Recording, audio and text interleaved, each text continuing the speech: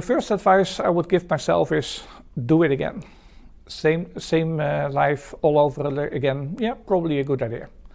The second one would be not to be too tight about like how you studied this and now you have to do that for the rest of your life. That's nonsense.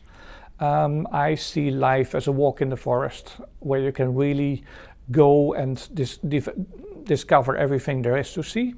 If you then end up in an industrial area and say like, well, then you just make a right-hand turn again and end up somewhere nice again. And that's, I think, how you can lead your life. My name is Arno van Wingerde, and I'm the business leader research of the Fraunhofer Institute for Wind Energy and Energy System Technology. The variety of it. I mean, right now I'm busy setting up a research project for development aid in Vietnam.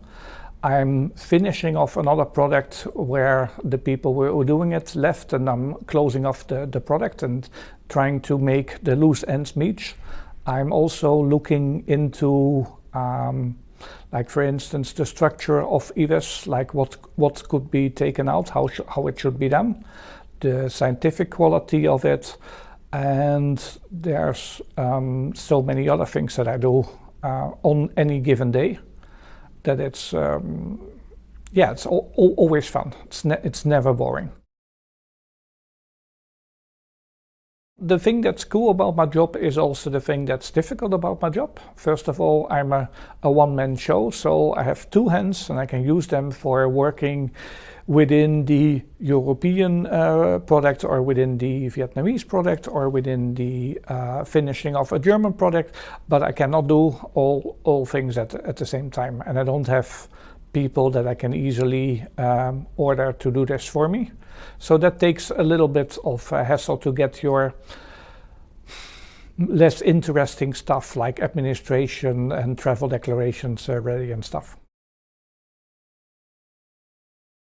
Fraunhofer is the largest research organization in Europe, doing applied research in just about anything.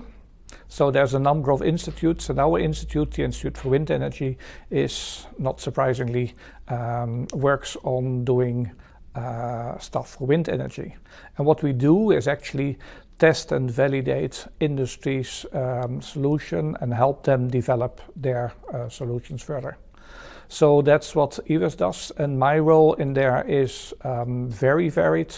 I start projects, I also manage a few, set up new cooperations with other countries, work in standardization committees.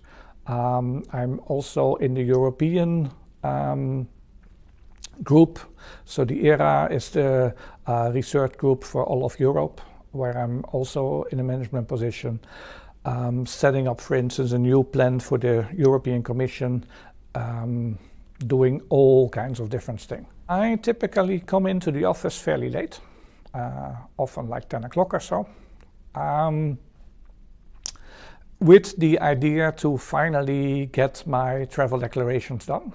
Unfortunately, I then get a telephone call from Vietnam on this proposal, and I remember that, I needed to do this thing for the European Research Committee, and by the way, somebody wanted me to come over and have a look at their PhD thesis and something like that, and 7 o'clock or something, I go home again and find out that nope, I still didn't manage to do this travel declaration, but maybe tomorrow. I was born in 1961 in The Hague, the Netherlands, and did my study and PhD in the Delft University of Technology on civil engineering. On steel structures, when I was finished, I did a postdoc for like 4 years in Toronto in Canada. And when I came back, I was in the same university, but then on rotor blades. We moved to a lab for testing rotor blades later on. And then I got the option of coming to Fraunhofer, and I came here in 2007 to help set up the test center for rotor blades and also lead the center for a couple of years, which was fun to do, but also a lot of responsibility with 25 people. And so I changed track a little bit to business leader research, which is what I'm doing now. To get it, my job is really very varied and difficult to specify, but it does require a lot of experience, both scientific and technical, and also like dealing with international groups and consortia. So for instance, starting up EU products and stuff. And so what's needed there, apart from a thorough engineering background where you can do very many skills, very many technical skills at the same time, it requires a strong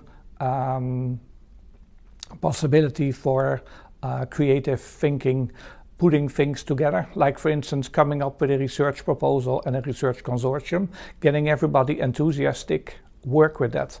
And that takes a bit of effort, but yeah, works.